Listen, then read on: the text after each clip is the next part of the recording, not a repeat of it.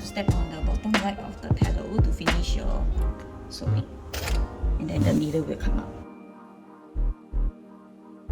This is the gauge to determine how far the distance of the zigzag is going to be, and this is the stitch length, right?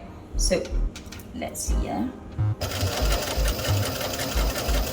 So if I want my stitch to be wider, then I need to lower this down with a screwdriver, right? And then if I want this to be closer, tighter, I'll turn the knob, and then my stitches will be small,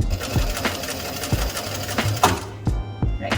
And then, so if I want to do reverse stitching, I press this lever, and then it will actually sew backwards. Okay.